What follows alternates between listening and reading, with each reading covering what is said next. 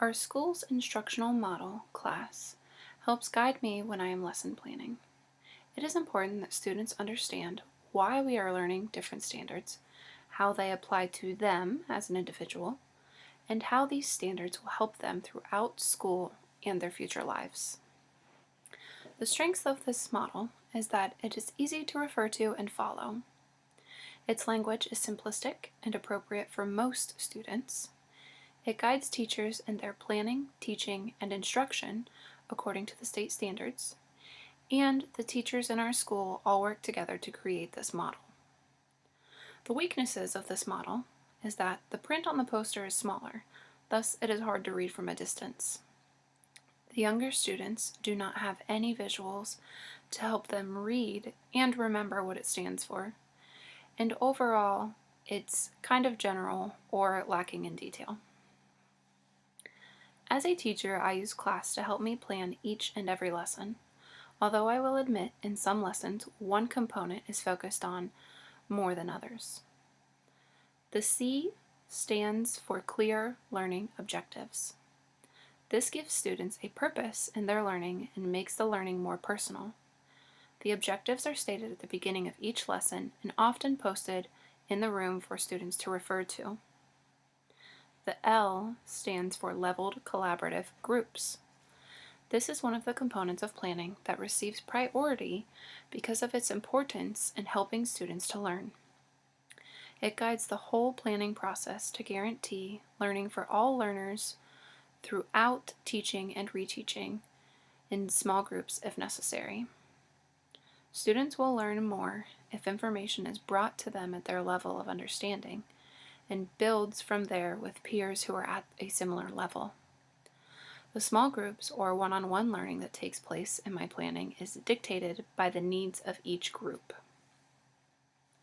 The A stands for Aligned to Standards, including Tech. This started with teachers working together to choose our priority standards. These standards are used as a focus for our units of study. The units are then ordered to build upon each other for student learning. We are also a one-to-one iPad school, so I make sure that I use technology to support my students in their learning.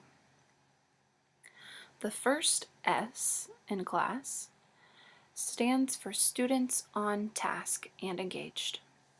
Students are more engaged through hands-on activities, working in small groups, the use of technology, independent work time, and feedback from the teacher. While whole group lessons are still necessary and generally used to kick off a unit and to end a lesson with what has been learned, it's also an important aspect of planning because I want my students engaged and focused on their learning. I try to incorporate different activities to cover multiple styles of learning. The last S stands for Student Procedures and Expectations. The first several weeks of school are used to teach students expectations and routines so that for the rest of the year, centers and small groups can be used effectively. Students know and understand what is expected of them throughout the day.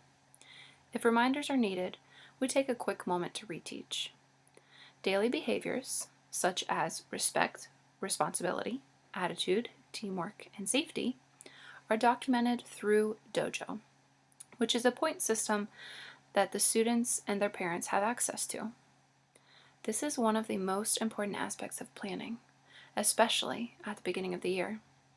It sets the tone for the year, and students know what is expected not only from them and from their peers, but also from the teacher as well. In conclusion, my school's model for instruction is used as a foundational model throughout our whole building. The components of this model can be seen in every classroom around the school. Each component is modeled, practiced, and important to the success of our students, our school, and our future.